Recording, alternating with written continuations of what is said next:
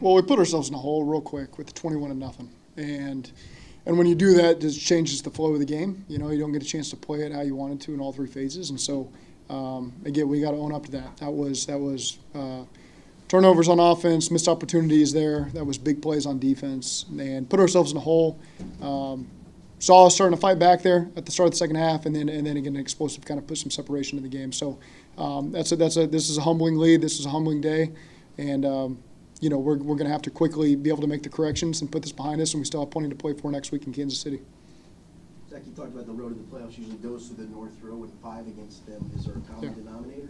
We just haven't played well enough, you know. And so, again, it's a humbling year in that regard, and we just got to continue to pick up the pieces and find a way to be better next week. Browning's first interception, was he trying to throw that ball away? I think so.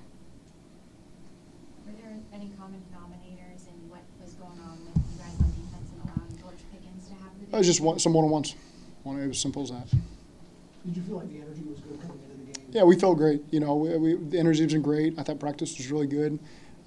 Again, it was just some little things early in the game that allowed them to have a lot of momentum at home, and that can be difficult to overcome in the division when that happens. I know there's probably individual answers to each of these, but you have a bunch of trips down inside the 35, and you don't come away with points a lot. Was there something in there that they were doing that was making it particularly tough on you guys? We weren't doing a great job, you know, running the ball in those short yardage situations down there. So we had a 4th down where we ended up throwing it and came up short there. The other situations, I think we had a sack one that put us in a 4th and long, and we had to kick a field goal in a situation. You like to go for it, but it was just too long to go for it, you know, with where you were on the field, and so we kicked a field goal. I'd have to be reminded of some of those other possessions. But Has it been tough to find some consistency in the secondary this year? Well, I think we got some young guys there battling, and they're going to continue to learn through the experience. And, you know, they've got a ton of potential and very high ceiling. And this experience will be invaluable for a lot of those guys, and we're counting on them to continue to step up.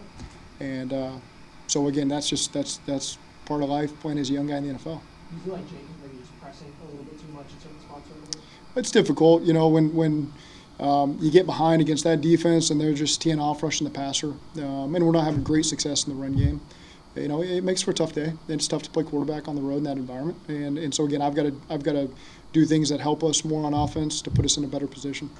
Was the T-ball on 4th and inches, was that the number 1 option on that? Yeah. On that part?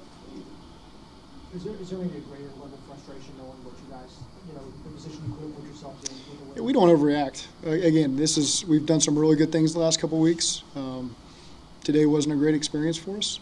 And again, we know what the narrative will be going forward, and so we'll just own up to it, be accountable to it, and be ready to put our best foot forward next week at Kansas City. Is each short yardage situation from the 2nd to 3rd and 4th down, do they each tell a different story of maybe what went wrong for you guys to not be able to get a yard? I'd have to watch them. The mechanics on the 4th and inches, you did the nothing to lose challenge and then kind of had a timeout and swap personnel. Was that the look, or was that the plan all along to try to send a new package in? Sometimes it's dependent on their personnel, you know, so sometimes if they don't match it, it dictates what you want to do.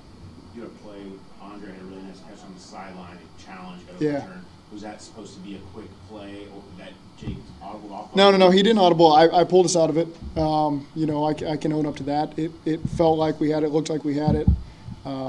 So instead of, sometimes you feel like you're not wasting a play, but you're not putting your best play forward. I felt like we had it. It was right down my line of sight.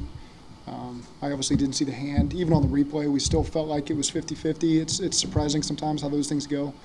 And it just didn't work out in our favor. And we ended up getting back down there. We converted and got back down there, but came away with, I think, just a field goal on that drive. How similar is what Pittsburgh did defensively compared to what you saw them? What's that? How similar is what Pittsburgh did defensively compared to what you saw? Yeah, there's things that are similar. But then, so like with Browning was like just more like self-inflicted mistakes with the turnovers. I mean, he's trying to throw the ball away on one and leaves it in there. You know, that's an obvious one for him. He knows that.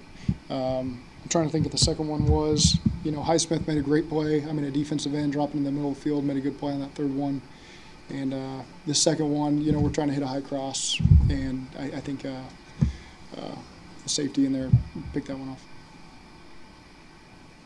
Okay, thank you.